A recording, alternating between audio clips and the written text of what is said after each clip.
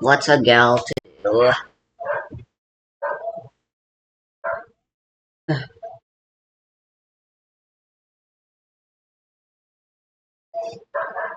Genshin's under maintenance. Dueling Nexus isn't working. I guess I still have Path to Nowhere. And if I want to play some Yu-Gi-Oh, I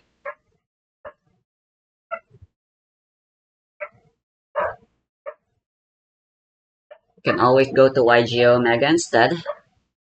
Or, even worse, boot up Master Duel.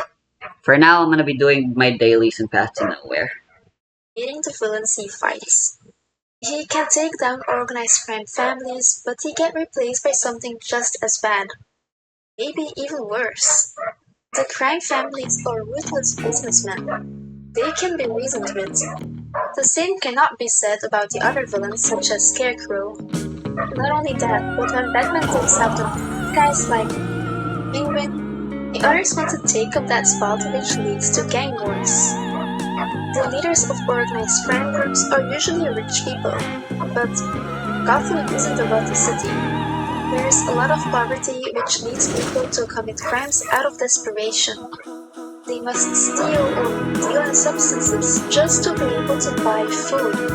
Not only is poverty related to crime, but so is income inequality, which is really big in Gotham.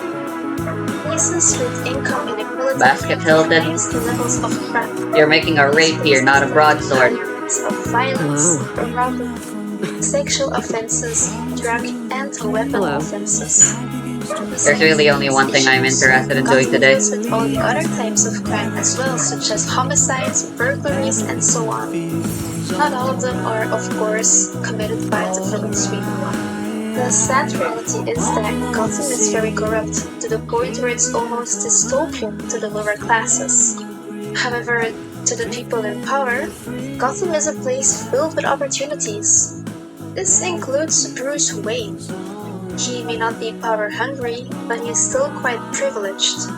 To him, Gotham is his own battleground where he fights his personal war. To some, he may just be another symptom of how bad it has become in Gotham. Some people ask the question if Batman is at least partially responsible for the high crime rates in Gotham. He certainly does have villains who There were crime in Gotham before he existed. He existed. These are villains such as He was created by crime, after We all. know by now that the Joker has this weird, somewhat symbiotic relationship with Batman. The Riddler, however, likes to feel superior. He knows Batman is incredibly intelligent, so to confirm his belief about himself, he wants to beat him. Now, how can Gotham fix its issues? If Gotham is similar to New York City, they could just do what New York has been doing since 1999. Crime there has decreased until at least 2018. In 2009, for example, there was a decrease of 82% of homicides and a decrease of 94% of car thefts. Their decrease in crime is larger than in any other American city. An important factor for this is the changes they made in their police force. In the US, the police is enforced by their mayor. So when Major Giuliani was elected in 1993, things really started to change. He made Bratton the police chief, and one of the changes they made was simply invest more in police capacity. In the 90s, the police force grew a lot. Until the year 2000, there was a 40% growth.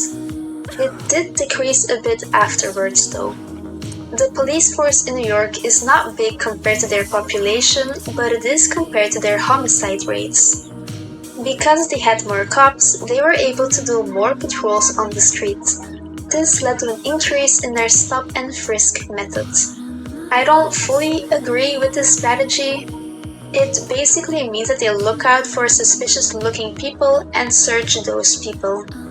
Stereotypes can play a role in this, so it's not reliable and was used way less when Mayor de Blasio was elected, since he recognized that mainly racial stereotypes played a role. Doing this, however, they made more arrests for small crimes, and they did this to get rid of all types of criminals. Anyway, because their police capacity increased, there were also more detectives. They started bigger searches regarding drug trafficking. This did not necessarily lead to less drug use, but it did lead to a decrease in drug violence and other harmful effects of drug trafficking. By investigating this more, it led to less deaths, dealers, and users who passed away because of violence. Another thing New York implemented was the CompStat system. The system is made to identify hotspots for crimes in cities. A hotspot is an area with a higher rate of crime or disorderly events. When a hotspot is identified, targeted interventions can be implemented, such as patrol. I'll give an example. Holy shit, this lady has 3 cores. City, Leuven. There was one area in the city that had a lot more sexual-related crimes compared to other parts of the city. They identified that this spot was darker and more hidden. So what they did was put streetlights there, and that solved the issue. Sometimes it's that easy. Gotham has a big organized crime issue. Fixing that is a lot harder because of corruption in the city. An important step Gotham must implement is informants and joint investigation teams. These are investigators from outside of Gotham who specifically investigate organized crime and corruption. For example, the UK has the Serious and Organized Crime Agency. Research shows that interception of communication, wiretaps, and informants are the most useful. However, these are things Gotham could not necessarily do on its own, especially since there's always a possibility that there is a fear of revenge from the criminals, but also the people in charge are corrupt. Besides that, the Gotham City Bank could work together with the police to prevent money laundering schemes, which are often used by criminal organizations. In regard to the Gotham City infrastructure, different things can be changed as well. When it comes to train stations and ports, it's important that there is security, for example at entrances or platforms. There also shouldn't be too many hidden places where people can hide stuff or even themselves. So an open place with some workers, such as security, is ideal. It is also important that the space is maintained. This shows that the station is owned and controlled by someone. Similar things need to happen at ports. Ideally, there would be more security on site, but also for containers. This could be done by AI as long as the people responsible are not corrupt, which isn't always a guarantee, especially in Gotham. In general, Gotham could hire more police. In New York, this led to fewer thefts, car thefts, and burglaries. They could also identify hotspots for specific types of crimes. This way, they can fight crime in a more targeted manner. New York also tried to take as many guns off the streets as possible, which led to less violence. Infrastructure needs to be opened to ensure security and social control. There also needs to be a sense of ownership that gives the people an impression that this property is being maintained and controlled. So solving all of these crime issues would first and foremost cost a lot of money, which is already hard in Gotham. And before you go to the comments and type, but why doesn't Bruce Wayne spend his money to do good? He does. Bruce already invests a lot of money in fundraisers for the police. He does a lot of charity work. He supports several philanthropic projects. He funds free healthcare, orphanages, schools, and so much more. He's trying his best on all fronts. I briefly touched on the fact that Batman may be responsible for crime in Gotham as well. I didn't go too deep into it because I already made a video about it, which you can watch right here. Thank you so much for watching, and I will see you guys in the next video. Bye! Quacking noise. Sure, you may I'll have watch asked that. yourself why people stay in Gotham. The city looks terrible. Oh my god, I accidentally clicked replay He instead. funds free healthcare, orphanages, schools, and so much more. He's trying his best on all fronts. I briefly touched on the fact that Batman may be responsible for crime in Gotham as well. So I looks like didn't go magic too deep damage there into is it the because I outlier already here, made a not the video about it, norm. which you can watch right here. Thank you so much for watching, and I will see you guys in the next video. There's gonna be a Bye! fucking spawner here in the back in the hardest difficulty, I just know it. A little while ago, I was reading the comic book Batman Kings of Fear. The story is about Batman who gets infected with Scarecrow's fear toxin. Batman has been fighting crime and saving Gotham for years, but wonders if he actually made a difference. In his fear-induced state, he sees a Gotham without Batman. This version of Gotham is safer, with less crime and no masked supervillains. But would Gotham really look like that without Batman? That's what we're discussing today. In the justice system, there are four goals to punishment: retaliation, protecting society, preventing recurrence, and deterrence. Retaliation is basically giving justice to the victim. The offender did something bad, so they deserve a punishment. Vengeance. Protecting society is putting someone in prison to make sure they don't commit any more crimes. Preventing recurrence focuses more on rehabilitation. We want to make sure the offender doesn't commit any more crimes, so we can try to help them by making sure they go to therapy, for example. Deterrence is Batman's preferred technique. He induces fear in criminals. He wants offenders to know that if they commit a crime, Batman will go after them. And Batman does not always work by the book. He is more violent and uses more aggressive techniques to capture offenders. In Arkham Origins, Batman even literally tells Alfred he is fear. I have.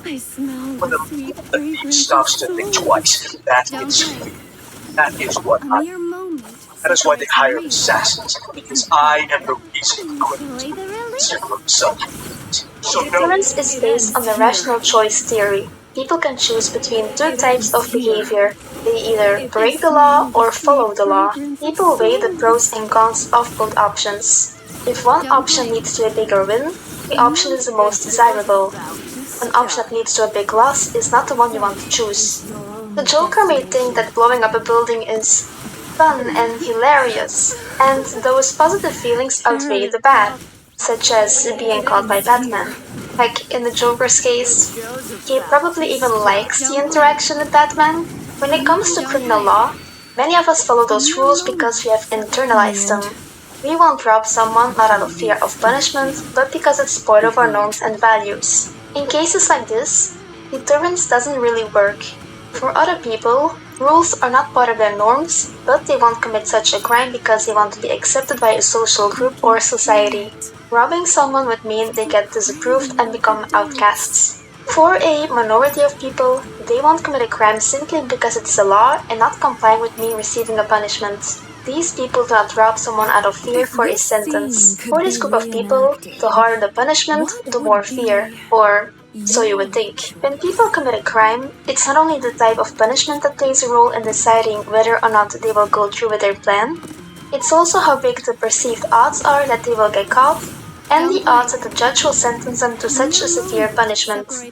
In Batman's case, the villains know that security in Arkham isn't really that great, and they seem to be able to just walk out of there whenever they please. Batman is also just a man, so maybe the villains realize there is a chance of beating him, even though those odds may be small.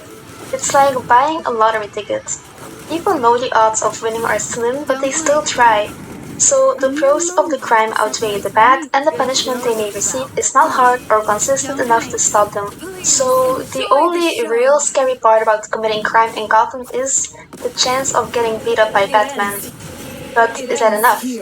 And does it even work? I just explained deterrence as if it's very easy to know for which people it would work or not. But there is one very important aspect I left out: mental illness. Batman's most notorious villains all end up in Arkham Asylum, which is not a regular prison. It's an asylum for the criminally insane. It's where offenders with mental health issues end up. Deterrence doesn't work as well on people who abuse alcohol or drugs, people who are mentally underdeveloped, and people who lack self-control. That last one is very important, because self-control is an executive function. Executive functions are higher control functions of the brain. Other examples are emotion regulation, planning, organizing, goal-oriented behavior, and reaction inhibition. Many people who are neurodivergent or suffer from mental illness have difficulty with acting in a goal-oriented and adapted way. An example is someone with ADHD who simply cannot focus in class, or someone on the autism spectrum who struggles working on a task because of sensory overstimulation. Now, obviously, this is not their fault. People who have difficulties in executive functions have a brain that simply works differently. And I am in no way saying that those people will commit a crime. But this is the reason why deterrence alone may not work on them. People who are impulsive, for example, may not think their actions through before acting upon them. The issue with Batman is that his villains almost all suffer from some mental disorder, and executive dysfunction are quite common in mental health issues. People with anxiety, major depression, bipolar disorder, ADHD, autism, schizophrenia, and so on can all have difficulties in executive functions. And as I mentioned earlier, deterrence of crime is less effective on people with executive dysfunctions. This means that Batman, as a symbol of fear, doesn't scare his villains enough to make them stop committing crimes. We can conclude that Batman may put people in prison, but in the long run, he does not help stop them from committing crimes. At most, he stops the henchmen of relapsing. The last question we have to ask is, if Bruce never became Batman, would these villains still exist? This question can be answered quite easily because there is an entire Batman the Animated Series episode about it. Yes, the villains would still exist, but not in the same way they do now. The only two villains that probably wouldn't exist are Joker and Harley Quinn. The Joker because he is just here to play a game with Batman, he would either find someone else to toy with, or he would never even be born, especially if he followed the Killing Joke origin story. And, of course, with no Joker, there would be no Harley Quinn. Unless she would fall in love and become obsessed with another criminal. However, if we look at Harley since she's been together with Poison Ivy, she became more of an anti-hero and less of a villain. In general, we can conclude that Batman's technique of scaring villains is not very effective because of their love clipping that fucking kiss scene. However, Batman is not the primary cause of crime in Gotham because most villains would still exist one way or another without Batman. If you like these types of videos, please press that subscribe button and feel free to recommend a topic or character you want me to analyze in the comments below. Thank you so much for watching and have a very nice day. Bye!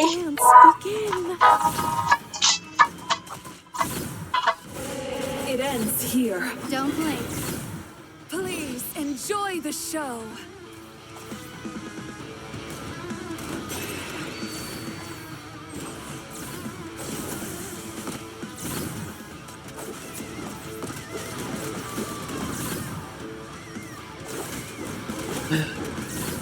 Don't blink. A mere moment separates real and fake. It ends here. It ends. Don't blink. The curtain. Please enjoy. Good show's about to. Good show's about to. Good show's about to start. Good show's about to start. Don't blink. Good show's about to start. Don't blink. Don't blink. A mere moment separates real and fake. Good show's about to start. Good show's all dreams. It ends here. Oh no. They've